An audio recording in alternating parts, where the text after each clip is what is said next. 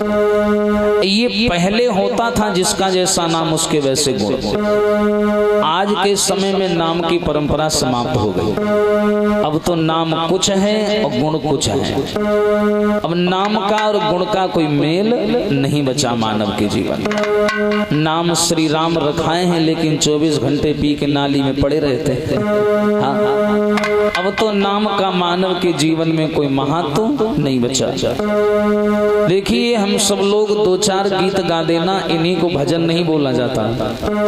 दो चार धार्मिक शब्द गा देना, इसी को भजन नहीं बोला जाता।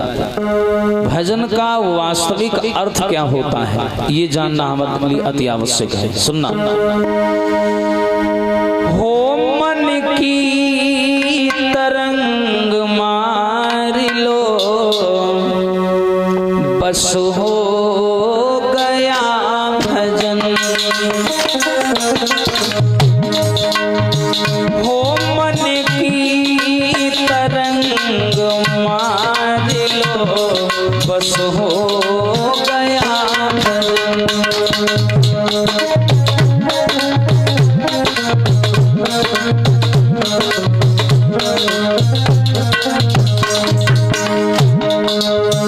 मन की तरंग मार लो, बस हो गया भजन। आदत बुरी संभाल लो, आदत बुरी संभाल लो, बस हो गया भजन। हो मन की तरंग मार लो, बस हो गया भजन।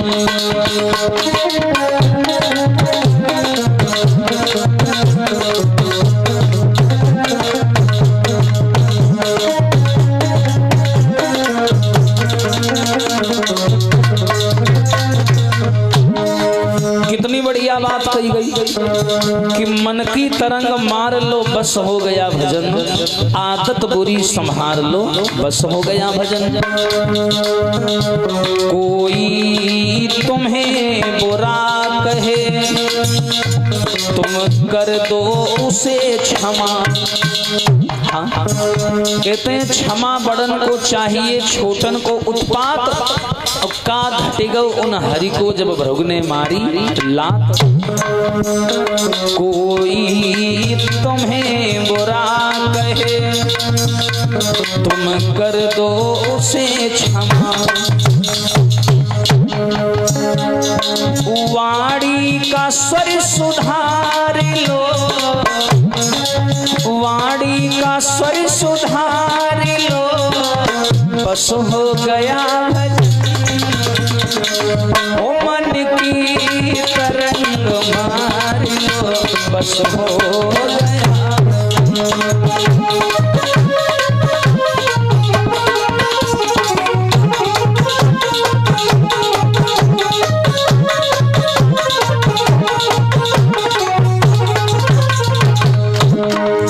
कहते हैं वाणी का स्वर सुधार लो। परमात्मा ने एक जुबान दी है, एक जुबान। इस जुबान से मानव मीठा बोल करके बढ़िया व्यवहार बना लेता और इसी जुबान से बुरा बोल करके दुश्मनी बना लेता। हाँ भैया, कहते हैं ये जुबान जो होती है इसमें हड्डी नहीं होती है, लेकिन आदमी की हड्डियां तोड़वा देती है।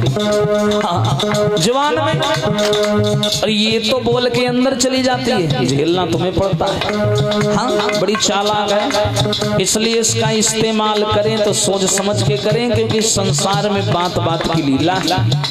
बात बात में व्यवहार हो जाती है, बात बात में दुश्मनी हो जाती है। आए हो तुम कहाँ से और जाओगे तुम कहाँ।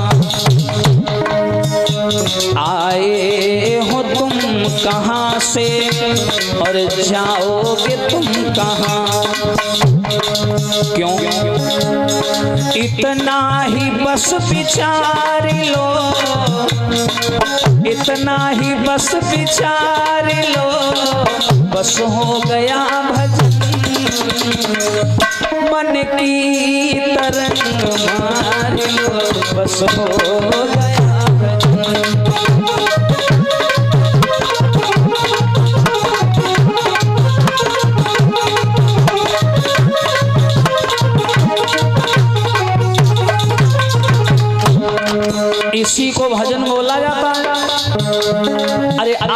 बुरी संभार लो।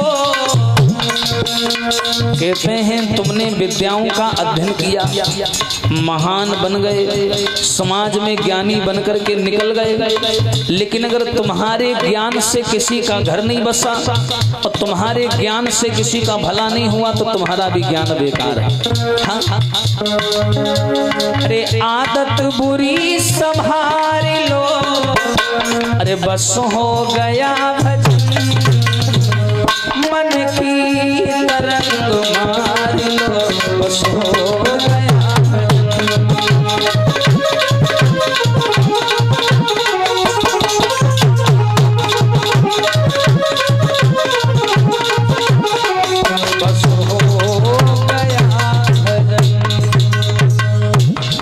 मन की तरंग मार लो, बस हो गया भजन, आदत बुरी संभार लो, बस हो गया भजन। हाँ समाज के लोगों, यही हमारे मानव का मुख्य धर्म होना चाहिए। जो शरियात नाम के राजा हैं, इनकी एक कन्या है, नाम है सुकन्या।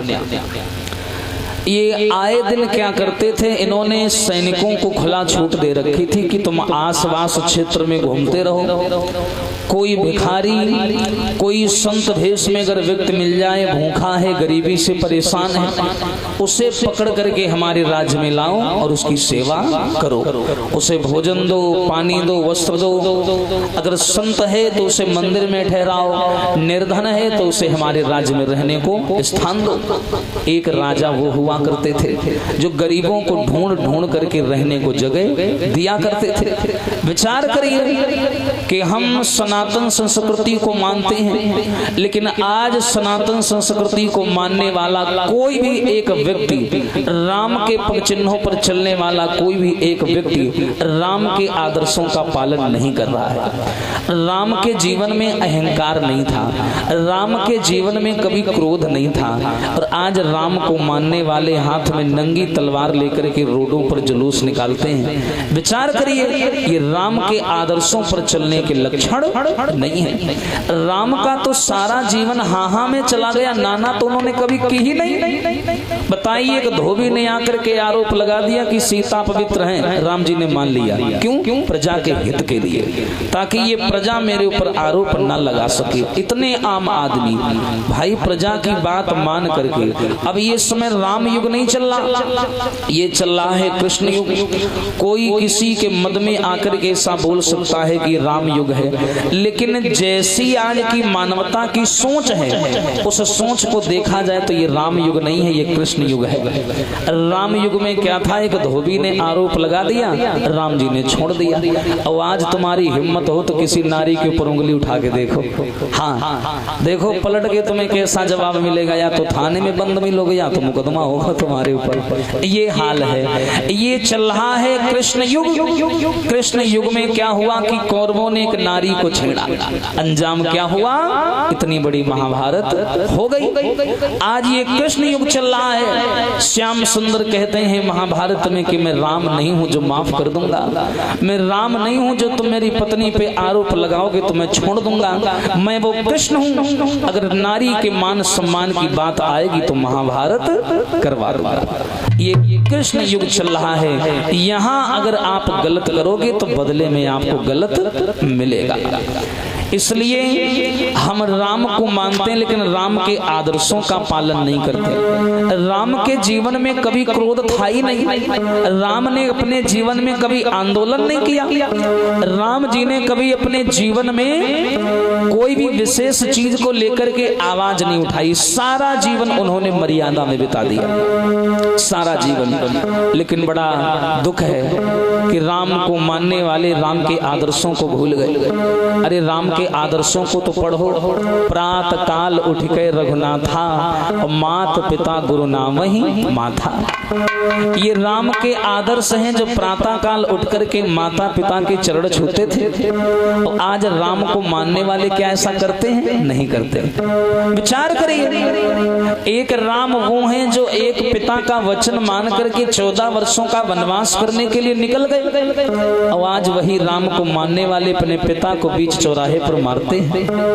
क्या तुम राम के आदर्शों पर चलते हो? क्या राम के जीवन के हक की लड़ाइयां लड़ते हो? कुछ नहीं, सारे के सारे कार्य मूर्खता के वश में आते हैं। इससे आप ना अपना भला कर रहे हो और ना समाज का, दोनों को अंधकार में डाले हो। लेकिन हमारे प्रभु ये नहीं सिखाते हैं। हमारे प्रभु ने जो सिखाया वो इस आर्यावर्त के लोगों ने कभी नहीं माना। हाँ भैया, कभी नहीं माना। अरे हमें तो गर्व होना चाहिए कि हम उस देश के वासी हैं जिस देश में गंगा बहती है।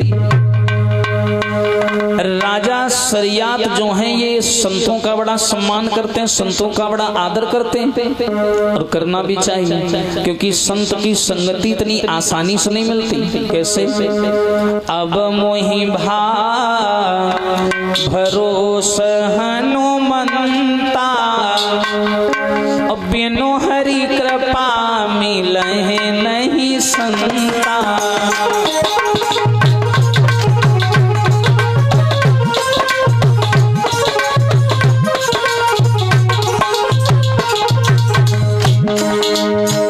हमें संतों का सम्मान करना चाहिए, लेकिन इस संसार में हर चीज की नकल हो रही है, ध्यान रखना। ये संत भेष ऐसा है जिसके ऊपर मानवता सबसे ज्यादा भरोसा करती है। संत भेष, एक पढ़ा लिखा आदमी कोई बात बता रहा हो, लोग नहीं मानेंगे। अगर एक संत कह दे कि तुम्हारे घर में शनिचर की छाया है, लोग तुरंत मान जाते हैं। इस चोले पर, लाल कपड़े पर, भगवा वस्त्र पर लोगों का विश्वास है। लेकिन याद रखना, जहां जहां हम लोग ज्यादा विश्वास करते हैं वहीं वहीं झोल होता है, वहीं वहीं नुकसान होता है। सीता का हरण किया, रावण ने ब्राह्मण का भेष बनाया, संत का भेष बनाया। वो चाहता तो अपने भेष में भी तो हरण कर सकता था, क्या बुराई थी? अहिल्या के साथ में छल हुआ, संत भेष बना करके। तो माफ करना, वैसे ये समय दूसरा चल रहा है, हम तो इतना भूल भी गए। आज के टाइम संतों के बारे में सोच समझ के बोलना चाहिए। हाँ हाँ, ये भी बात सत्य है। और हाँ, लेकिन एक चीज और है, बाबा जी बाबाओं को ले गए, कितने बाबा घूम रहे थे, तुम सुन ले। हाँ हाँ, ना जाने कितने ऐसे बाबा थे जिन्होंने इस चोले का गलत फायदा उठाया, और आज वो सबके सब जेल में बैठे तसला बजा रहे हैं। हाँ, लेकिन कारण है इस चोले पर मानवता विश्वास बहुत जल्दी करती है, और जहां विश्वास है वहीं दुख है। अरे अब मोहि भाव भरोस हनुमंता, बिनु हरि कृपा मिलहि नहीं संता।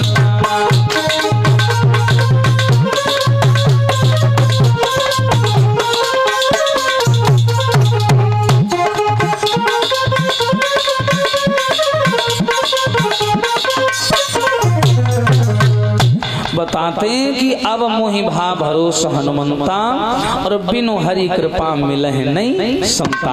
यानी जब तक भगवान की कृपा नहीं होती हमें संतों के दर्शन नहीं होते। हमें सम्मान करना चाहिए संतों का, हमें आदर करना चाहिए संतों का। लेकिन आजकल के युवाओं को मैंने देखा है कि बूढ़े बुजुर्गों से लड़ जाते हैं, कोई संत दिख जाए तो अभद्रता से बात करते हैं। लेकिन याद रखना, एक प्रमाण बताते हैं आप लोगों को कि बूढ़ों से मजाक करना कैसे भारी पड़ता है। ध्यान से सुनिएगा। एक बार की बात की कि ट्रेन में बेचारे बूढ़े साधु तपस्या कर रहे थे, बैठे जा रहे थे, सफर कर रहे थे, माथे में तिलक लगा था, बढ़िया लाल चोला पहन रखा था, ट्रेन में बैठे जा रहे थे बेचारे सफर करते हुए। तो बताते हैं कि उसी ट्रेन के डिब्बे में 10 लड़का बैठे हुए थे, जवान नौजवान लड़के थे, 10 बैठे थे। आदतें थोड़ा उनकी गंदी थी, तो लड़कों ने क्या किया, आपस में विचार बनाया कि एक काम करो भैया, आओ इस बूढ़े संत को तंग किया जाए। हम तुम 10 लोग हैं, ये अकेला है, क्या कर लेगा, आओ एक काम करते हैं, इसको परेशान किया जाए। बोले कैसे? एक लड़का बोला ऐसा करो, ट्रेन में एक चैन लगी होती है इमरजेंसी के लिए, ऐसा करो वो चैन खींच दो, और जब चैन खींच देंगे ट्रेन रुक जाएगी, और जब टीटी आएगा पूछने के लिए तो उससे बोल देंगे कि इस बुढ़ा ने खींची है। अब हम 10 लोग हैं तो हमारी मानी जाएगी। जाएगी, ये अकेला, इसकी कौन मानेगा। तो बोले ऐसा करो ट्रेन की चैन खींच दो। तो वही बूढ़े बाबा जी ने वो बातें सुन ली। तो बूढ़े बाबा जी हाथ जोड़न लगे, बोले लला हमने तुम्हारा क्या बिगाड़ा है, हमें क्यों परेशान कर रहे हो, हमने तो तुम्हें कुछ कहा भी नहीं है। लेकिन जवान लड़के नया खून कहाँ किसी की सुनने वाले, लड़के अपनी धुन में, वो नहीं माने और उन्होंने क्या किया, वो चैन खींच दी, जंजीर खींच दी। और जैसे ही जंजीर खींची भैया ट्रेन रुक गई। बूढ़े दादा ने फिर कहा बेटा ऐसा ना करो, मैं गरीब आदमी हूँ, क्यों परेशान कर रहे हो। लेकिन वो लड़के नहीं माने। और जब लड़कों ने चैन खींचा, ट्रेन रुकी, टीटी वहां पर आने वाला था। तो एक लड़के ने कहा कि भैया एक बात बताओ, अगर टीटी आएगा, अगर उसने हम लोगों को गलत समझा को पकड़ लिया तो क्या करोगे। तो बड़ा वाला लड़का बोला ऐसा करो 500 रुपए इकट्ठा करो, चंदा कर लो पहले, अगर पुलिस पकड़ भी लेगी तो पैसा देके छूट जाएगा। तो सब 10 लड़कों ने 500 रुपए इकट्ठा किए, 5000 रुपए इकट्ठा हो गए। और जो 10 लड़कों में बड़ा वाला लड़का था उसने वो 5000 रुपए अपनी जेब में ऊपर डाल लिए और चैन खींच दी। और टीटी आया, टीटी ने फटकार लगाई कि इस डिब्बे में इतने लोग बैठे, ये चैन किसने खींची। अब जितने 10 लड़का बैठे थे उन्होंने बूढ़े बाबा की उंगली कर दी, ये बैठा इसी ने खींची है, ये बैठा इसने खींची। अब टीटी गया और बूढ़े संत जी को डांटने लगा कि तुम बूढ़े हो गए हो, तुम्हें अकल नहीं है, ये बच्चों वाली हरकतें करते हुए ट्रेन की चैन क्यों खींच दी, अभी कोई दुर्घटना हो जाए, कोई बात हो जाए तो कौन जिम्मेदार होगा। लेकिन बूढ़े दादाजी ने अपने बुढ़ापे का दिमाग लगाया। बूढ़े दादा बोले साहब हम क्या करते, हम गरीब आदमी, हम मानते हमने चैन खींची है, लेकिन हम बहुत गरीब आदमी हैं, 1 महीने बाद में मेरी बिटिया की शादी है। तो हम बड़े दूर का हमारा एक मित्र था, उसके यहाँ से हम बिटिया की शादी के लिए 5000 रुपए उधार मांग के लाए थे। हाँ, और ये 10 लड़कों ने वो रुपया हमसे छीन ही लिए। हाँ, अब बताओ मेरे पैसे छीन लिए तो बताओ हम चैन ना खींचते तो क्या करते, इसलिए हमने चैन खींच दी। अब वे 10 लड़कों के पसीना निकल आया कि यार बुड्ढा क्या बोल रहा है। हाँ, 10 लड़का बोले अरे बाबा जी हमने कहा तुम्हारे पैसे लिए। टीटी बोला ये क्या बोल रहे हैं। बूढ़े बाबा बोले नहीं लिए हैं, ये बड़ा वाला लड़का जो है ना इसकी जेब में पड़े हैं 5000 रुपए हैं साहब, मेरे छीन लिए, बताओ। ये बड़ा वाला लड़का डाले। ये तलाशी ली गई और जब तलाशी ली गई तो 5000 रुपए बड़े वाले लड़का की जेब से निकले। अब वो पैसे बूढ़े बाबा जी को दे दिए गए और टीटी ने 10 लड़कों को गिरफ्तार कर लिया। और जब पुलिस 10 लड़कों को पकड़ के ले जाने लगी तो बूढ़े दादा ने ऐसे सर पे हाथ फेराया और कहा बेटा ये बाल ऐसे ही नहीं सफेद हो गए। हाँ, तो ध्यान रखना, बूढ़ों से हमें सलाह लेनी चाहिए, इनका आशीर्वाद लेना चाहिए। जो ज्ञान ये तुम्हें दे देंगे वो ज्ञान तुम्हें कहीं और नहीं मिलेगा। बोलिए संत भगवान की